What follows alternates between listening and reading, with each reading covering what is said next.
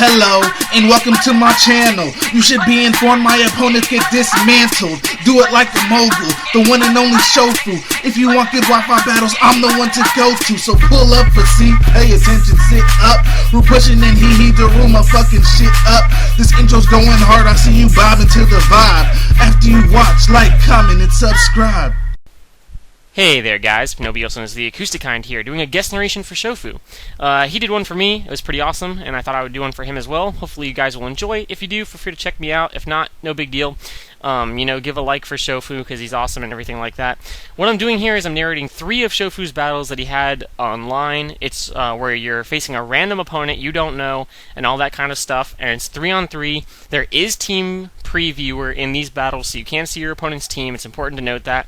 And yeah, they're pretty interesting battles because you have a lot of different strategy involved when it's only 3 pokes, especially when it's, you're not playing anyone that you know, so it's not like you know their play style, so predictions are totally different. And yeah, it's pretty interesting, so let's go ahead and get into it. The opponent's going to lead with Alakazam, and Shofu chooses to lead with his Thundurus, and he's going to switch out to his Tyranitar, predicting the Psychic, I presume, and to activate his Sand Stream, because he does have a Excadrill, which will get the Sand Rush ability, I presume.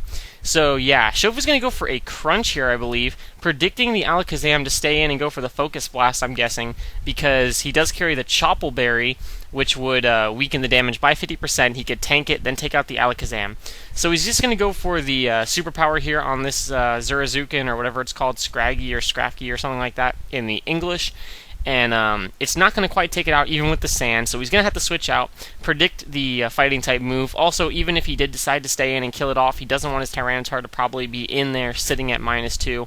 So it was a pretty good switch on Shofu's part, and he can easily outspeed because Thundurus does have the 111 base speed, which is a kind of weird number, but hey, it gets the job done, obviously.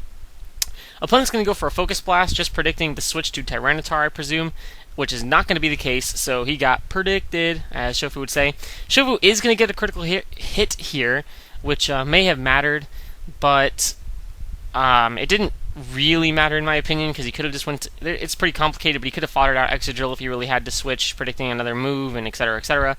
And he gets a crit on Gyarados, I think, as well, but that obviously didn't matter because times 4 effective stab, because Thundurus is obviously electric/flying type. So here's the second battle, Ludicolo, Camerupt, and Gliscor, a UU, NU, and OU, kind of interesting. And Shofu's, going with the same team here. Gonna lead this Thundurus again. Guy goes with a Ludicolo. He's just going to go for the Nasty Plot, knowing that Ludicolo can't do too much to him. He does carry the Ice Beam, which is super effective, but it's not stab. And Thundurus has pretty monstrous stats. And yeah, he's gonna go straight for the T-Bolt, but the opponent actually has a balloon on their Camerupt, so that was actually pretty cool in my opinion. But it's easily gonna get outsped and taken out with a Thunder Blast or Focus Blast. What the hell? And I don't know exactly what the thought process there was for the opponent, but he's just gonna go back into Ludicolo, and he does manage to tank a hit, so he kind of wasted his Camerupt there. But yeah, Ludicolo does have 100 base special defense, so I'm not too surprised that he did even take a +2 stab move from Thundurus. But whatever, Shofu can come in and revenge kill with the Excadrill, which is going to be fine for him. And now he's going to switch back out to his T-Tar, just I guess to activate the Sand and all that kind of stuff, which will give Excadrill the Sand Rush ability.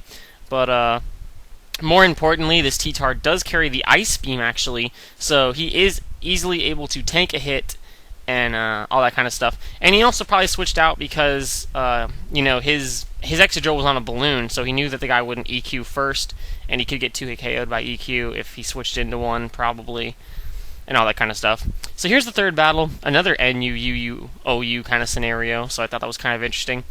And yeah, this time Shofu's leading off with a Blaziken, but obviously this is before Blaziken got put to Uber, and it'll probably be exemplative of why it got put to Uber. He is going to take out the Ampharos with a crit.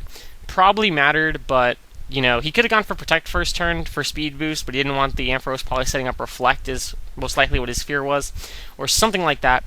And yeah, the opponent's going to go into a Dugtrio. It's a good thing for Shofu that the guy didn't have sub on this Dugtrio, or that could have cost him his Blaziken. But he does carry the HP Ice, and after a Protect can outspeed thanks to Speed Boost, and he's going to knock him down to his Focus Sash. Focus Sash, might I comment, is actually a very nice item for these games, because people aren't seeming to set up rocks.